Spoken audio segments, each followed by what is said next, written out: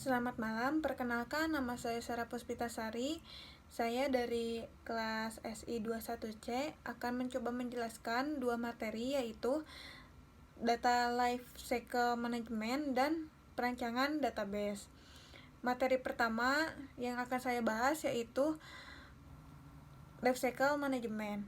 Apa itu Lifecycle Management? Lifecycle Management adalah proses pengolahan data yang mengacu pada sebuah definisi dan melalui penataan langkah-langkah yang diikuti oleh informasi dalam perusahaan dengan tujuan memaksimalkan masa manfaatnya. Jadi dalam manajemen data ini akan membutuhkan penggunaan sumber daya yang telah ditawarkan oleh teknologi informasi untuk pemrosesan otomatisnya. Apa saja manfaat dari data lifecycle ini? Ada 4 keunggulan, yaitu memungkinkan perusahaan untuk memenuhi persyaratan yang ditetapkan oleh masing-masing sektor industri agar penyimpanan data dapat dipenuhi. Yang kedua, menjamin infrastruktur perlindungan data yang baik, yang membantu perusahaan dalam keselamatan jika terjadi resiko atau waktu darurat. Hal ini juga berlaku untuk informasi in-house dan data pelanggan yang bekerja dengan perusahaan.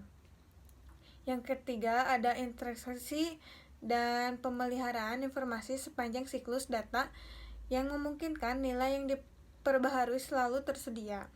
Dan yang terakhir, adanya ketersediaan data yang bermanfaat, bersih, dan akurat yang tersedia untuk semua pengguna, sehingga meningkatkan kelincahan dan efisiensi proses perusahaan.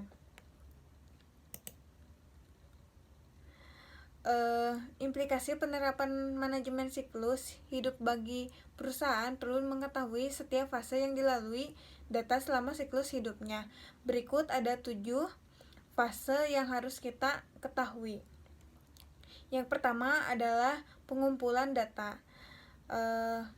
Data lifecycle dimulai dengan melakukan pengumpulan informasi. Proses ini memungkinkan terciptanya nilai-nilai atau data yang belum ada, tetapi proses ini yang diperlukan sebagai bagian dari operasi perusahaan. Berikut ada 3 cara utama mendapatkan data.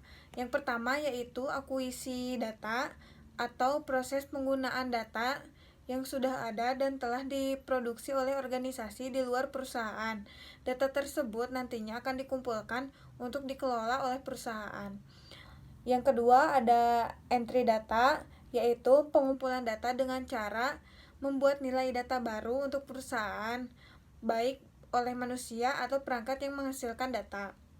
Dan yang terakhir, yang ketiga, ada penerimaan sinyal.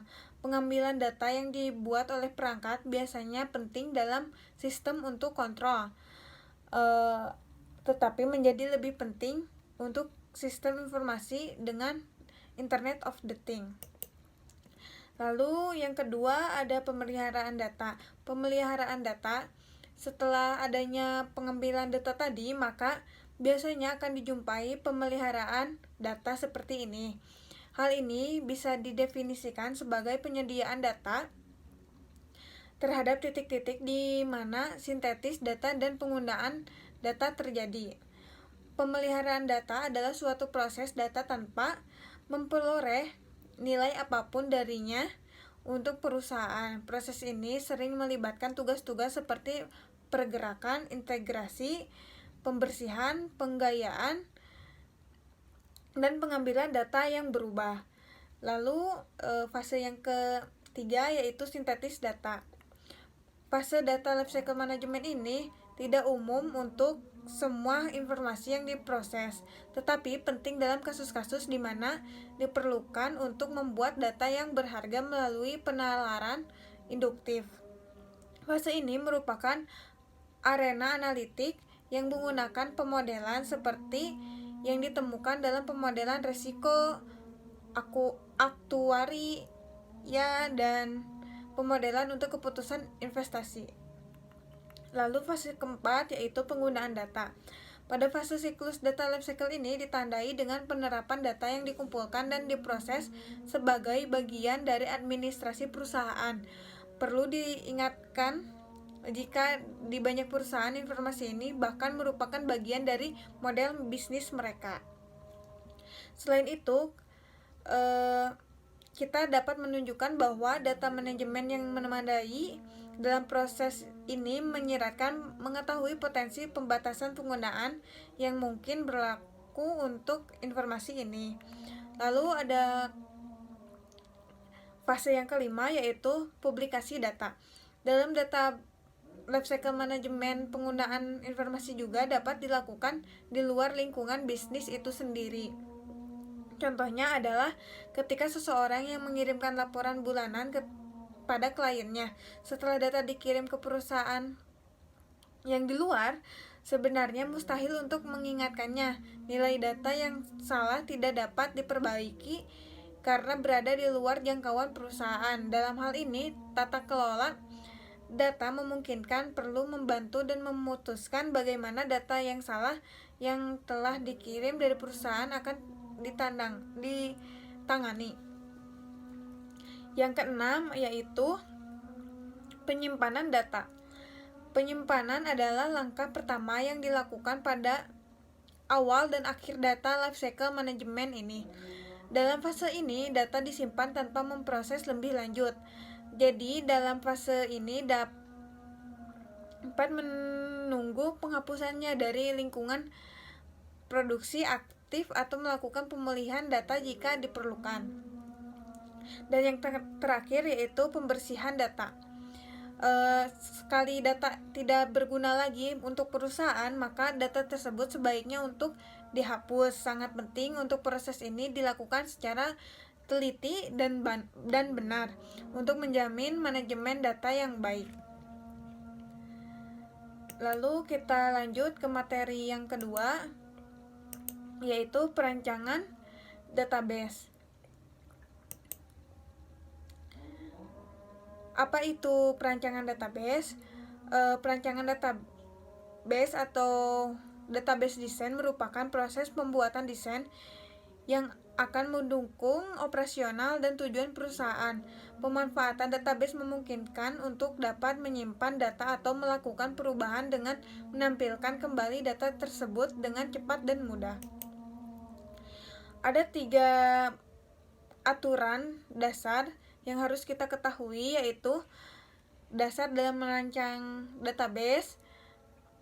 Umpamanya adalah ketika kita ingin meraih sesuatu, maka kita harus ikuti aturan main hal tersebut. Begitupun dalam menciptakan struktur database yang baik, maka perlu diperhatikan aturan-aturan tersebut. Berikut ini yang perlu diperhatikan dalam merancang database. Yang pertama yaitu tabel dalam database tidak boleh mengandung data yang ganda atau double. Yang kedua, ada setiap tabel dalam database harus memiliki kolom yang unik. Kolom unik ini nantinya akan menjadi primary key atau kunci utama pada setiap tabel di dalam database. Yang ketiga, merancang database hendaknya memperhatikan apakah rancangan dapat menampung data sesuai dengan yang dibutuhkan. Yang keempat, dapat dikembangkan dengan mudah. Dan yang terakhir, yang kelima, memenuhi kebutuhan sistem sehingga sistem tersebut dapat dikembangkan dengan mudah. Dari aturan tadi dapat diharapkan ketika melakukan perancangan database adalah akan mendukung pengoperasian dan tujuan organisasi. Berikut ini tujuan dari perancangan database.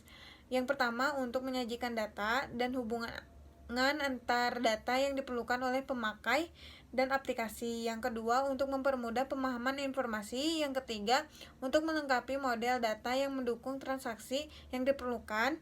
Dan yang terakhir, untuk mendukung proses permintaan seperti waktu respon, waktu proses, dan tempat penyimpanan.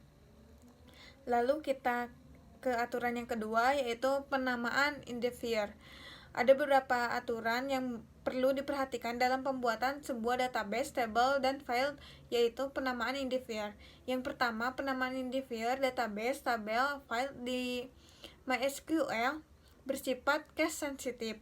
Penamaan identifier hendaknya konsisten untuk semua tabel dalam sebuah database dapat dengan menggunakan model lowercase, uppercase, camelcase, dan lain-lain. Yang kedua, nama database, table, dan field maksimal 64 karakter. Yang ketiga, hindari karakter khusus karena dapat bermasalah di dalam sistem sistem operasi yang lain. Yang keempat, pilih nama file atau kolom yang mencerminkan isi data yang disimpan. Lalu keaturan yang ketiga yaitu teknik dasar merancang database.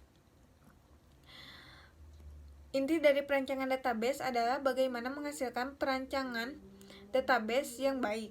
Maksudnya baik dalam segi kemudahan, pengembangan, dan berkelanjutan sehingga dapat digunakan dalam waktu panjang. Perlu merancang database secara konseptual agar mudah dipahami secara visual, teks, ataupun secara hierarki. Pada perancangan konseptual ini digunakan beberapa konsep rasional, namun tidak berarti konsep ini harus diimplementasikan menggunakan model relasional saja, tapi dapat juga digunakan dengan model lainnya. Sekian dan terima kasih penjelasan dari saya. Mohon maaf banyak salahnya. Terima kasih, selamat malam.